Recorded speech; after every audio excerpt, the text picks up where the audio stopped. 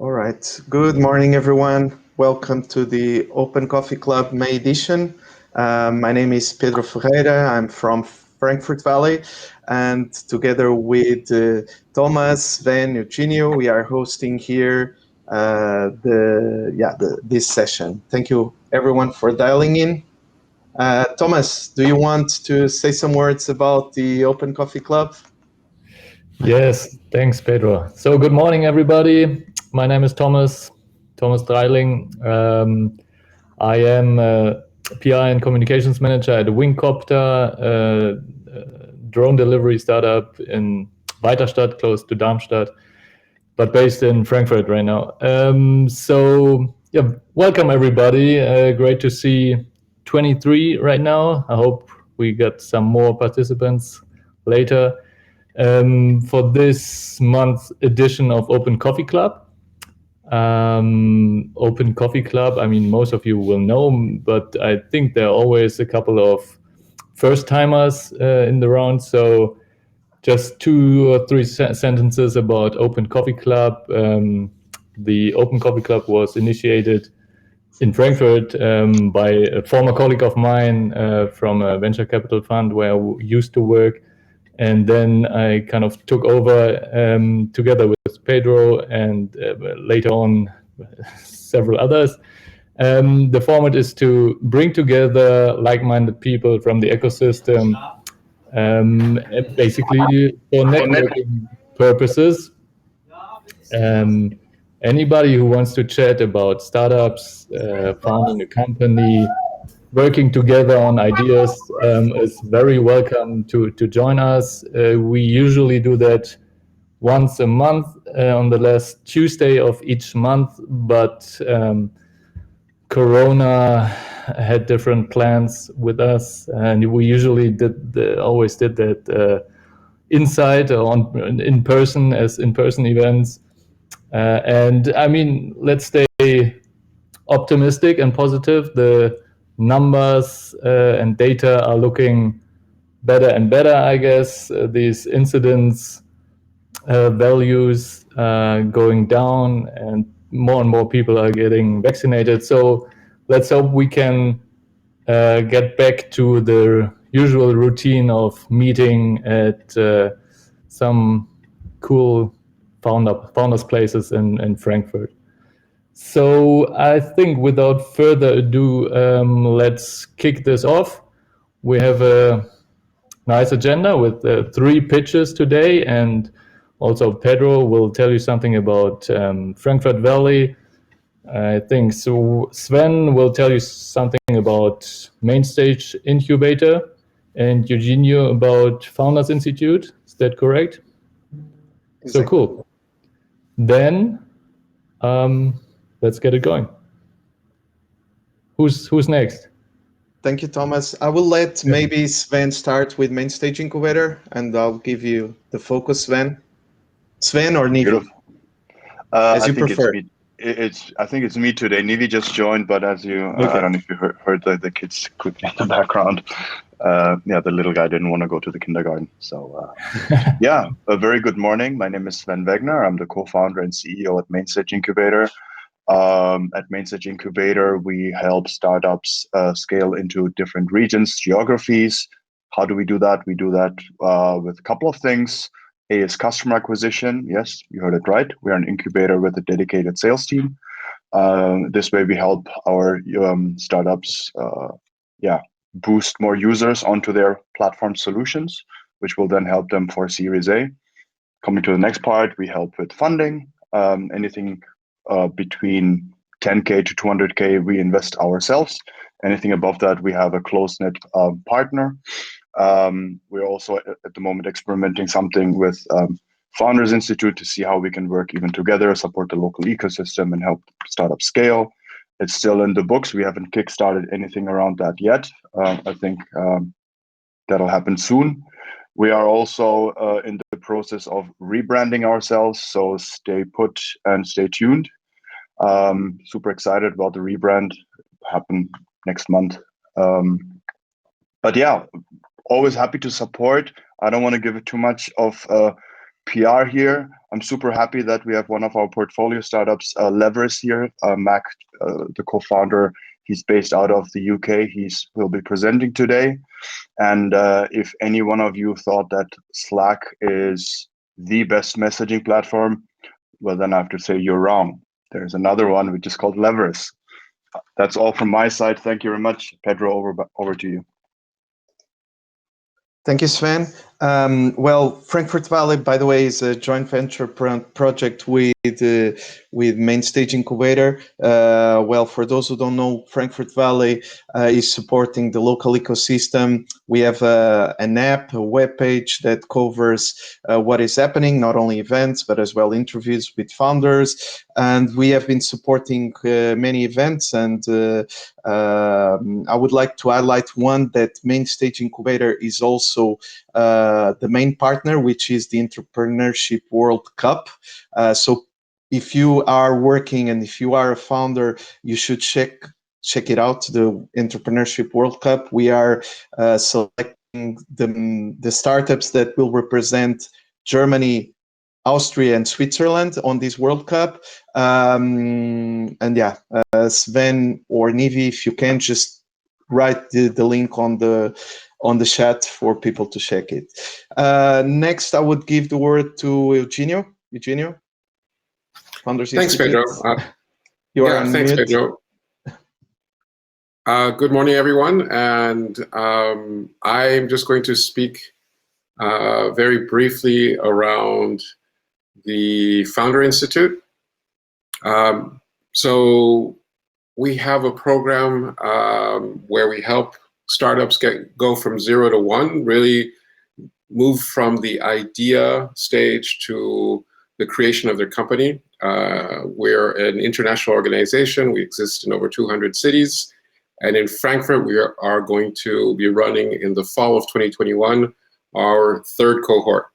And I just wanted to give you a little bit about the dates. I'm not going to take too much time, but we are running our cohort November 8th through March 1st.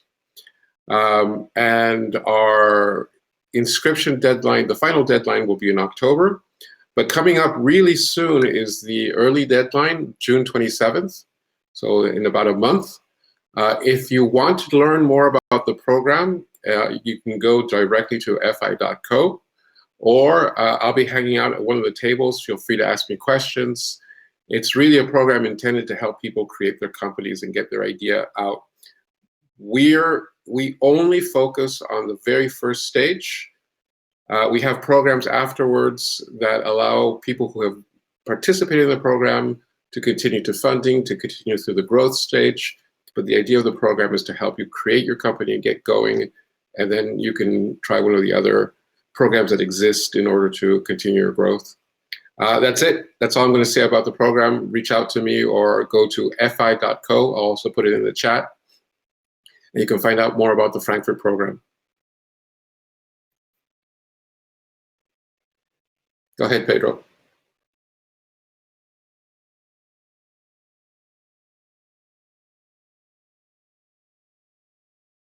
Pedro, I think you're on mute, or we can.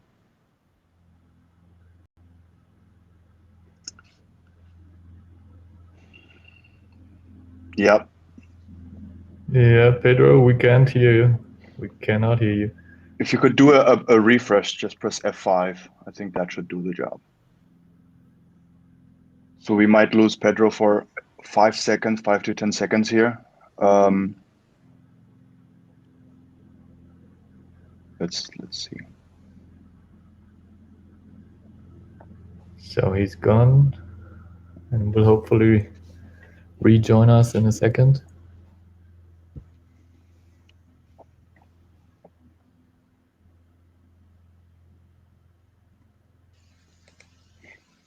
There you go. There he goes. I hope now you can see me Yes. and hear me good. Well, I'm sorry for this small delay. So let's kick off. The first to pitch should be Mac. I'm going to give the highlight to Mac.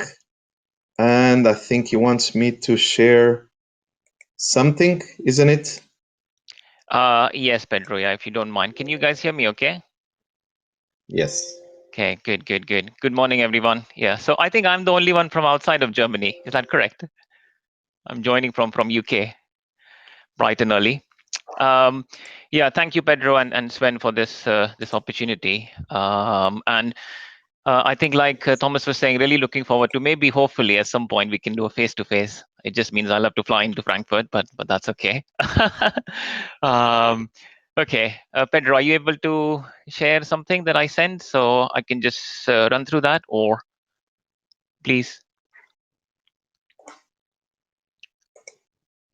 Is it sharing? I can only see no.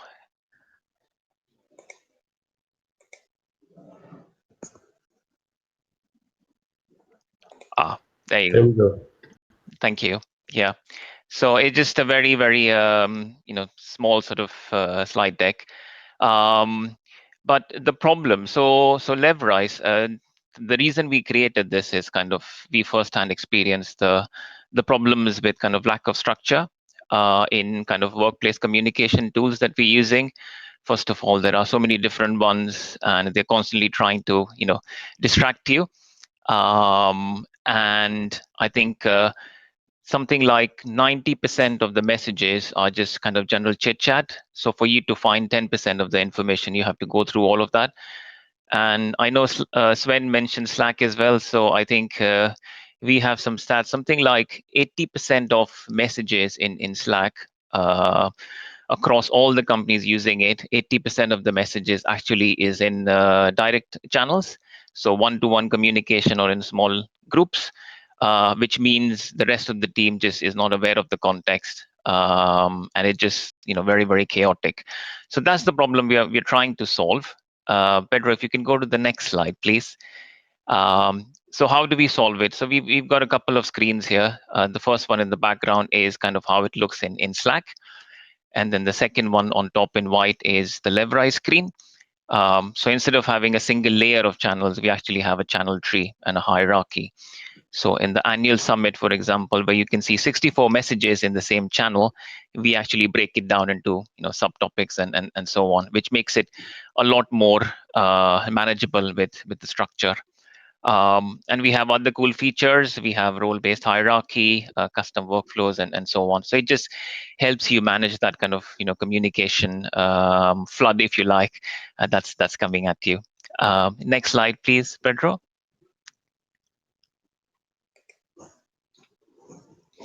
And for us, we are a platform, so messaging is kind of the core part of the tool. But also we've got like an app store on top, and we have implemented a number of sort of business processes and workflows. And it's like kind of Salesforce in the CRM world, where even third-party developers can build apps on top of our platform. Next slide, please, Pedro. So this is just kind of a high-level summary of where are we now. I thought it'd be useful for this audience just to share kind of where we are. So we've been going for around sort of 2.5 years. We have customers across different sectors, a lot of IT and technology companies using the platform as well, but we have customers in other places. We have actually now reached over 10,000 users, and in the last 6 months, we're seeing roughly about 300% month-on-month growth.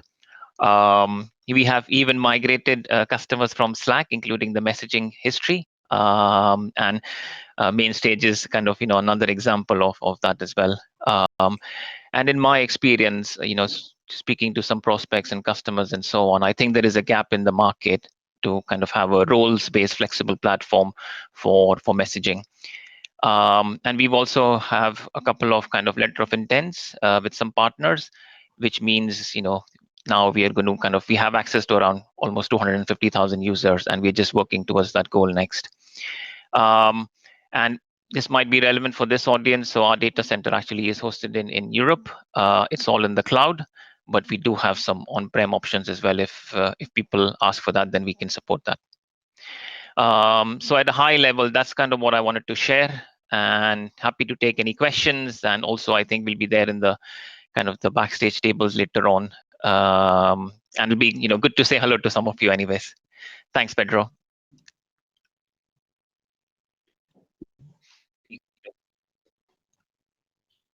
Yeah, and that's just the thank you slide. Okay. Yes.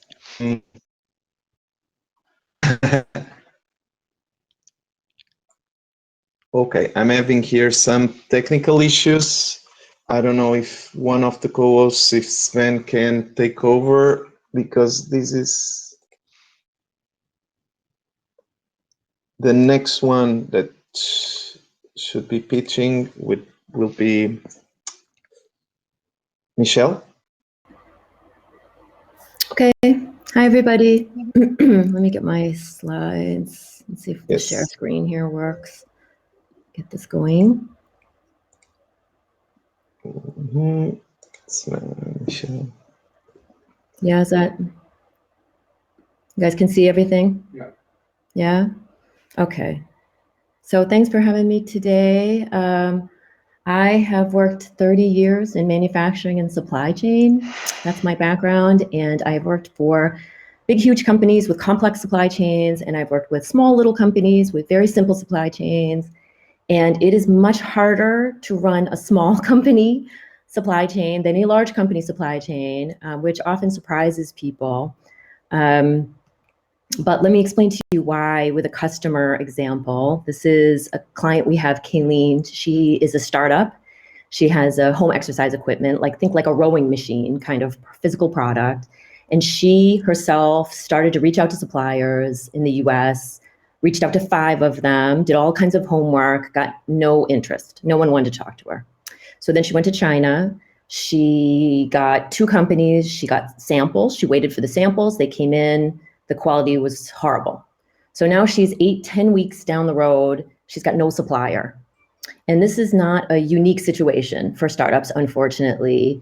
When I said that big companies have it easier, it's because big companies have big teams of experts that know how to do all the different steps. And startups are often surprised by the complex level of work you have to do to get a physical product supplied and managed.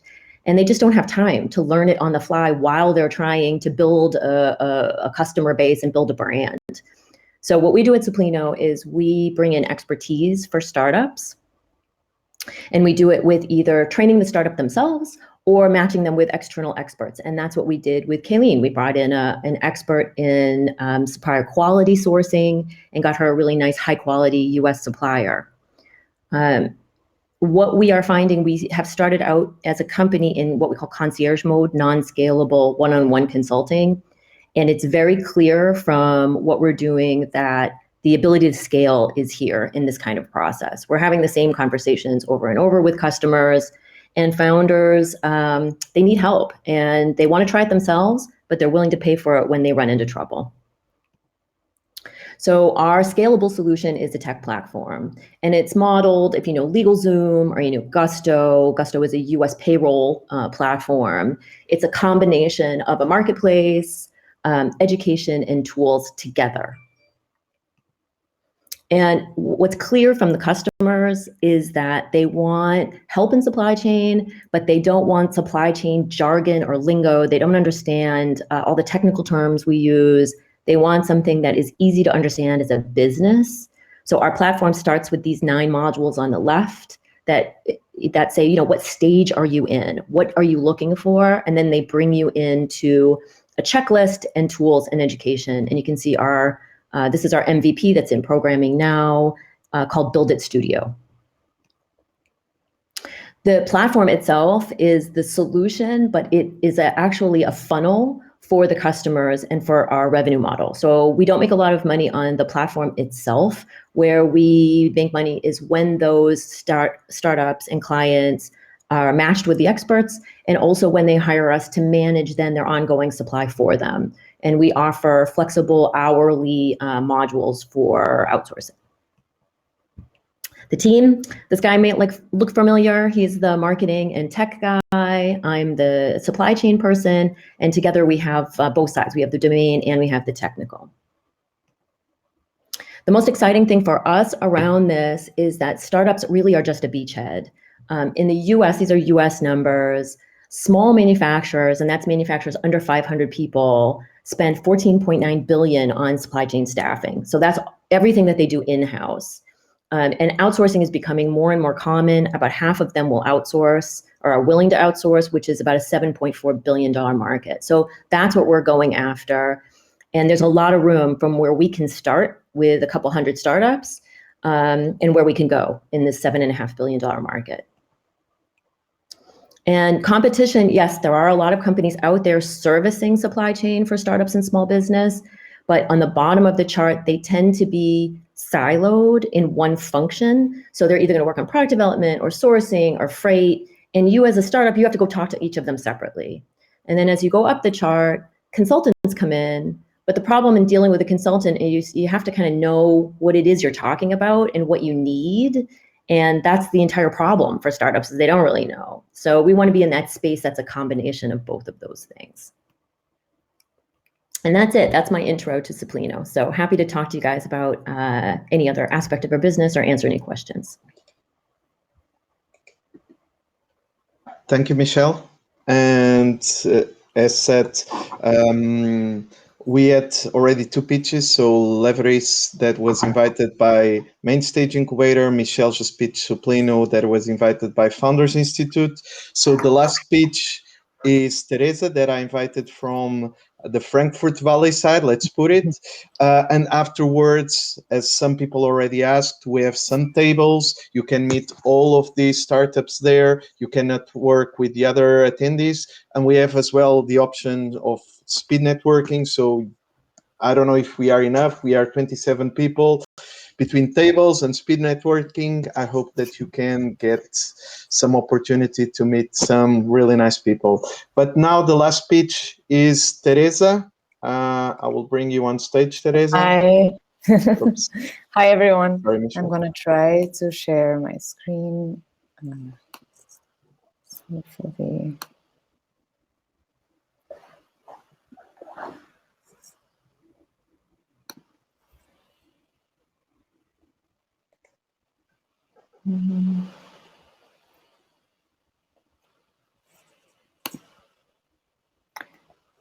Just a second.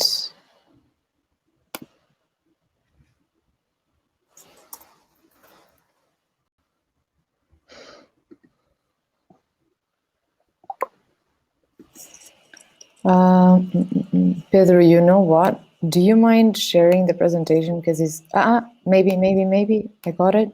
Let's see. Don't want to take over too long. If you want. Can you see it right now? No. No. No, if you want, I can do it. I have it. Yes, please. If you I have it in front of me. Yeah, it's not very long anyway, so. Share my screen. Thanks. Once again, 1 second, window, and oh, it's here.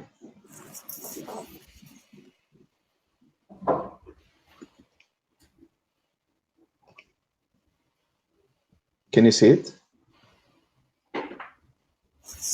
I cannot, but I think it's coming. Yeah. Okay. Great. Thank you. So everyone, thank you so much for having me today. I'm Teresa. I'm Portuguese, actually living in Frankfurt. And I'm the co-creator of Marée Haute. Marée Haute is a swimwear brand. So it's a little bit far away from what we've been talking here today. And I guess the kind of projects that you see at Open Coffee Club. So we started 2 years ago and we launched 2 weeks ago. So it's all a little bit new. What we are a sustainable swimwear label that caters to the modern, sophisticated grown-up woman. I think we can go to the next slide. So when we started, we put a lot of emphasis on the fit of our pieces. Of course, this is something you cannot see here, but our one pieces, we only do one pieces for now. They have built-in features that are a little bit difficult to explain here, that make sure this grown-up woman feels very confident and safe when she's at the beach or at the pool with her friends. You can go to the next one. Yeah. So the other thing that we wanted to create was the actual print of our one pieces. I don't know if many of you are familiar, but in most cases, when you buy fabric, you buy the print with your fabric, or you buy prints in fabric banks. And we kind of wanted to do something very exclusive. So we design our prints, I think you can go to the next slide as well, Pedro, by hand, and then we print them on the fabrics. Yeah. And this year's collection's theme is Wabi Sabi, which is a Japanese theme. I could get into it because it's very close to my heart, but I will not bore you with this. And as you know, fashion is a huge burden on society and the environment and people. If you go to the next slide, Pedro, we wanted to do it in a little bit of a different way. So we produce very, very few pieces, 350 one pieces for this very first collection. We use sustainable fabric as much as possible, which comes at a premium, and it's difficult to actually find. But it was difficult, all the sourcing. So I think I could get a little bit of advice from Suplino. It was a journey. And the other thing is we produce in a small factory in the north of Portugal, where we know the women who are, crafting our one pieces. We know them by name, we call them up. Unfortunately, we haven't been able to spend a lot of time with them because of COVID. But pretty much this is what Marée Haute stands for. And I think the next slide so